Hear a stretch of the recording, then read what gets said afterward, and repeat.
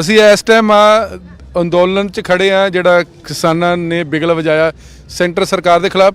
ਔਰ ਇਹ ਇੱਕ ਦੇਖ ਸਕਦੇ ਨੇ ਭਾਈ ਸਾਹਿਬ ਨੂੰ ਉਹਨਾਂ ਦੇ ਡਰੈਸ ਤੋਂ ਅੰਦਾਜ਼ਾ ਲਗਾ ਸਕਦੇ ਕਿ ਇਹ ਜਿਹੜੀ ਉਹਨਾਂ ਨੇ ਰੂਪ ਧਾਰਿਆ ਇਹ ਕਿਸ ਮਹਾਨ ਹਸਤੀ ਦਾ, ਔਰ ਅੱਜ ਦੇ ਮੌਕੇ ਇਹ ਰੂਪ ਜਿਹੜਾ ਇਹਨਾਂ ਧਾਰਿਆ ਇਹ ਕੀ ਸੰਦੇਸ਼ ਦੇਣਾ ਚਾਹੁੰਦਾ। ਇਹ ਗੱਲਬਾਤ ਕਰਾਂਗੇ ਇਹਨਾਂ ਦੇ ਨਾਲ, ਅੰਦਾਜ਼ਾ ਤੁਸੀਂ ਲਗਾ ਹੀ ਲਊਗਾ पर इन्ना कोई जानने की कोशिश करेंगे। भाई साहब तुहाडा नाम की और कित्थों दे रहने वाले हैं? मैं अमरपाल आर्य यमुनानगर हरियाणा से। देखिए, मैं तो ये कहूँगा मध्य प्रदेश में चंद्रशेखर जी आज़ाद पैदा हुए, आज हरियाणा की धरती पर पैदा हुए। जब जब किसानों के साथ अत्याचार हुआ, जब जब इस देश में भ्रष्टाचार फैला, तब तब हम मैदान में आए।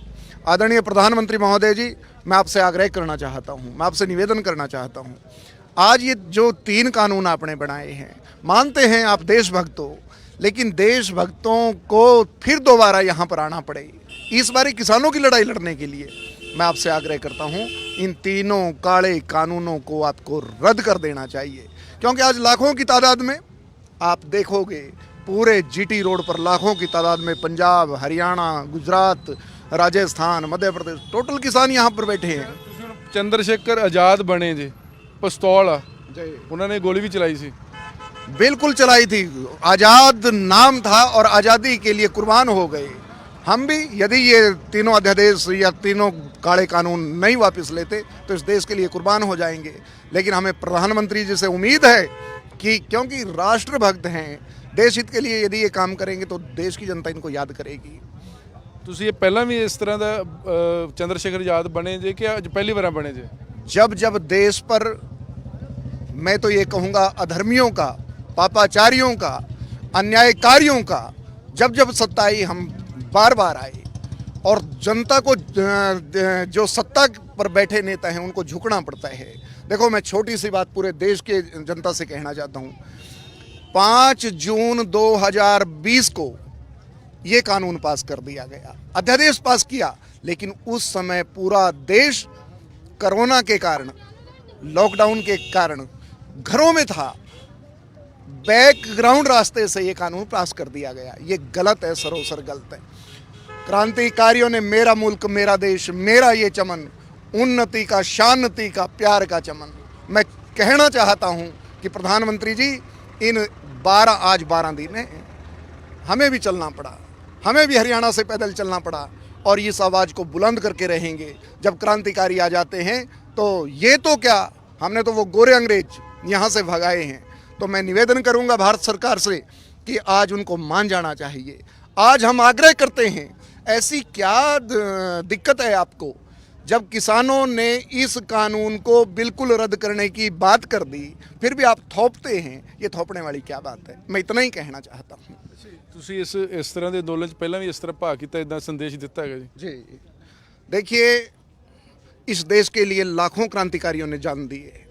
जब जब मैं बार बार वही बात कहता हूँ, जब जब अत्याचार बढ़ा है, जब जब शोषण बढ़ा है, जब जब रेप की घटनाएं बढ़ी हैं, जब जब किसानों के साथ अनदेखी की गई है, अत्याचार बढ़े हैं, तब तब क्रांतिकारी पैदा हो जाते हैं। आप भी तो क्रांतिकारी हो। ਪਹਿਲਾਂ ਵੀ ਜਿਹੜੇ ਦੇਸ਼ ਦੇ ਸਰਕਾਰਾਂ ਦੇ ਖਿਲਾਫ ਅੰਦੋਲਨ ਹੋਏ ਨੇ, ਤੁਸੀਂ ਉਹ ਅੰਦੋਲਨ ਦੇ ਵਿੱਚ ਹਿੱਸਾ ਲਿਆ? हाँ, जब मैंने अन्ना जी ने रामलीला मैदान में आंदोलन चलाया और उससे पहले ब्लैक मनी के खिलाफ आंदोलन चलाया, तब हम क्रांतिकारी निकले थे, जत्थे के जत्थे निकले थे। अन्ना हजारे जी ते गवाच के लभ नहीं रहे कि ना, देश इत्थे खड़ा वो घर बैठे ने। अन्ना जी देखो 86 साल के हो चुके हैं, 90 साल के करीब उनकी आयु है, लेकिन आज भी मैंने सुबह टीवी पर उनको बोलते सुना। उन्होंने कहा कि किसानों के साथ नाजायज हुआ है, गलत हुआ है, वनडे का उपवास अभी भी और फिर भी कहते हैं कि किसानों की मांग को पूरा करना चाहिए।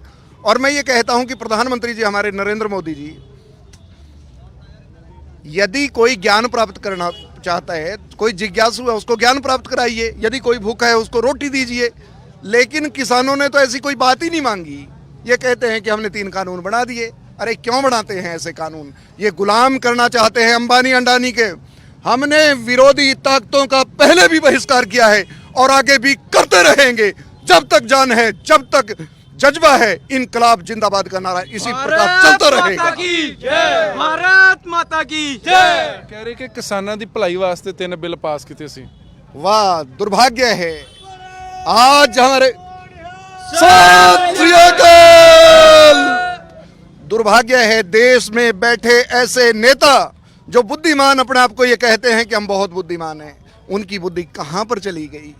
इससे किसानों का फायदा, किसान तो बिहार में आपने देखा होगा, उत्तर प्रदेश के किसान आपने देखे होंगे, जहां एमएसपी नहीं होती वहां किसान गुलाम हो जाया करता है। और ये बड़ी बड़ी कंपनियां अंबानी अडानी क्यों इनको बेचना चाहते हैं।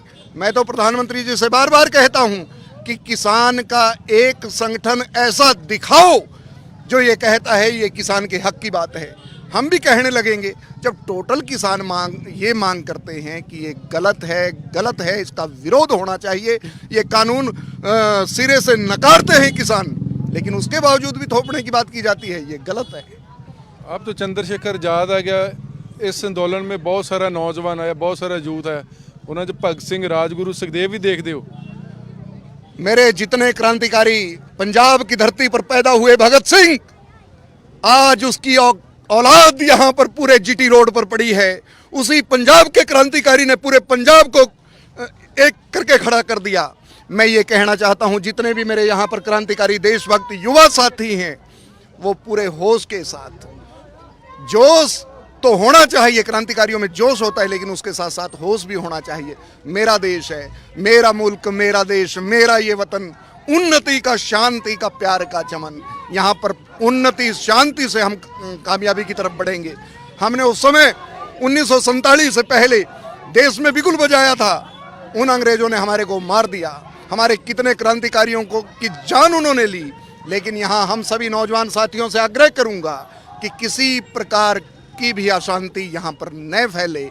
ये झुकेंगे, इनको झुकना पड़ेगा। किसान अन्न पुत्र, धरती पुत्र अपने अधिकार को लेकर के रहेगा। जय जवान जय किसान। राजगुरु सुखदेव, भगत ਸਿੰਘ ਹੋਣਾ ਸਾਰਿਆਂ ਦੀ ਜਿਹੜੀ ਸ਼ਹਾਦਤ ਸੀ, ਗੋਰੇ ਭੱਜ ਗਏ ਸੀ। ਹੁਣ ਕਈ ਬਜ਼ੁਰਗਾਂ ਦੇ ਨਾਲ ਗੱਲ ਹੋਈ, ਕਹਿੰਦੇ ਕਾਲੀ ਚਮੜੀ ਵਾਲੇ ਜਿਹੜੇ ਗੋਰੇ ਨੇ ਇਹਨਾਂ ਨੂੰ ਭਜਾਉਣਾ। ओहो, देखो एक बात है, मैं यहाँ पर प्रत्येक दिन अपने बुजुर्गों की स्टेटमेंट सुनता हूँ।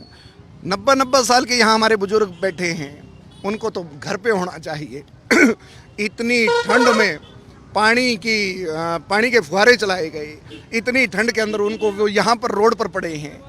इस देश में राम प्रसाद बिस्मिल, भगत सिंह, अशफाक उल्लाह खां और वीर सावरकर, कितने क्रांतिकारी, और इस धरती पर तो गुरु गोविंद सिंह, जिन्होंने अपने बच्चों को बलिदान करने के लिए, इस राष्ट्र के लिए अपना सब कुछ कुर्बान कर दिया। ये उन क्रांतिकारियों का देश है, ये उन क्रांतिकारियों का जज्बा है। यदि उन क्रांतिकारियों की बात नहीं मानी गई तो ये पूरे देश का अपमान है। पूरे देश का प्रत्येक व्यक्ति देशभक्त जाग चुका है। अब कोई भी व्यक्ति पीछे नहीं रहेगा। मैं बार बार भारत सरकार से और हरियाणा सरकार से आग्रह करता हूं, धिक्कार है तुम लोगों को, आज सत्ता पर बैठे हो और सत्ता जनता का प्रत्येक व्यक्ति, देश का प्रत्येक व्यक्ति चाहता है कि मेरे किसान की आवाज बुलंद हो। इस किसान की आवाज को बुलंद कौन करेगा। यहाँ पर 7,500-8 हजार क्रांतिकारी पहले भी मर चुके हैं, अब भी कुर्बानी की तरफ बढ़ चुके हैं, और किसान तो मेरा देवता है। किसान से बढ़कर के कोई इस देश में हो नहीं सकता। ये अंबानी और अंडानी और जितने बड़े बड़े उद्योगपति हैं, ये भी जब शाम को अपने बच्चों को भोजन कराते हैं तो ये किसान उनको याद आता है। यदि ये किसान ये संकल्प ले ले, वैसे ले नहीं सकता, लेकिन जब इतना दर्द बढ़ता है तो लेना भी पड़ेगा। जब किसान संकल्प लेता है और पूरे देश का पेट भर देता है, फिर भी इन लोगों को धिक्कार है। 80% किसान की वोट प्रधानमंत्री नरेंद्र मोदी जी को मिलती है। इतनी वोट मिलने के बाद भी आज मेरे देश का किसान सड़कों पर धक्के खाता है। मुझे दुख है। हम क्रांतिकारी, हम नौजवान साथी उस प्रतिज्ञा को, उस संकल्प को बदले की भावना हमारे अंदर नहीं है। हम बिल्कुल न्यायप्रिय ढंग से, शांति प्रिय ढंग से इस अध्यादेश को, इस काले कानून को भंग करा के रहेंगे। ये हमारा एजेंडा है। सरकार झुकेगी, सरकार झुकेगी, सरकार झुकेगी, सरकार को झुकना पड़ेगा। देशभक्त जाग चुका है, क्रांतिकारी जाग चुके हैं। क्रांतिकारी जब चलते हैं मिसाल बन जाया करती है। क्रांतिकारी अपने अधिकार को मांग करके रहेंगे। और मेरे किसान, भोला किसान, ओहो, प्रधानमंत्री जी, भारत सरकार यदि आपने किसानों का अपमान किया तो पतन हो जाएगा, भूकंप आ जाएगा, बाढ़ आ जाएगी, अनेकों प्रकार की त्रासदी आ जाएगी। ये कोरोना जो आया, आपने सत्ता में बैठ करके बहुत घिनौने काम किए हैं। ये कार्य चल चुका है। मैं चाहता हूं आप ठीक हो जाएं। मैं परमपिता परमात्मा से, उस मालिक से प्रार्थना करता हूं, उस भगवान से प्रार्थना करता हूं कि ये मेरे मालिक इनको सतबुद्धि दे। यदि नहीं सतबुद्धि तो ऐसे क्रांतिकारी मूछ पे हाथ फेरते हुए, देशभक्त बनते हुए चारों तरफ एक लहर पैदा कर देंगे, एक जज्बा पैदा कर देंगे। इनकलाब जिंदाबाद, भारत माता की खून से जय। अपने लिख देंगे हम इनकलाब की बोलियां। बोलियां। भारत माता की जय जवान जय किसान। मेरा मुल्क, मेरा देश, मेरा ये वतन, शांति का, उन्नति का, प्यार का चमन, इसके लिए जानिशार है मेरा मन, मेरा तन। ਔਰ ਮਸਲਾ ਦੇਸ਼ ਦੇ ਜਵਾਨ ਦਾ, ਦੇਸ਼ ਦੇ ਕਿਸਾਨ ਦਾ, ਔਰ ਜਦ ਦੇਸ਼ ਦਾ ਜਵਾਨ ਤੇ ਦੇਸ਼ ਦਾ ਕਿਸਾਨ ਜਾਗਦਾ ਤਾਂ ਫਿਰ ਸਰਕਾਰਾਂ ਵੀ ਬਦਲ ਜਾਂਦੀਆਂ ਨੇ, ਕਿਉਂਕਿ ਜਦ ਲੋਕ ਜਾਗਦੇ ਨੇ ਤੇ ਫਿਰ ਜਦੋਂ ਲੋਕਾਂ ਨੂੰ ਆਪਣੇ ਅਧਿਕਾਰਾਂ ਦਾ ਪਤਾ ਲੱਗਦਾ ਹੈਗਾ ਤੇ ਫਿਰ ਵੱਡੇ ਵੱਡੇ ਸਿਆਸਤਦਾਨ ਜਾਂ ਵੱਡੇ ਵੱਡੇ ਜਿਨ੍ਹਾਂ ਨੇ ਹਕੂਮਤ ਤੇ ਰਾਜਾ ਕਹਾਉਂਦੇ ਨੇ ਉਹ ਫਿਰ ਪ੍ਰਜਾ ਦੇ ਵਿੱਚ ਆ ਜਾਂਦੇ ਨੇ। ਕੈਮਰਾ ਮਨਦੀਪ ਸਿੰਘ ਦੇ ਨਾਲ ਜਗਤਾਰ ਸਿੰਘ, ਵੀ ਨਿਊਜ਼, ਦਿੱਲੀ।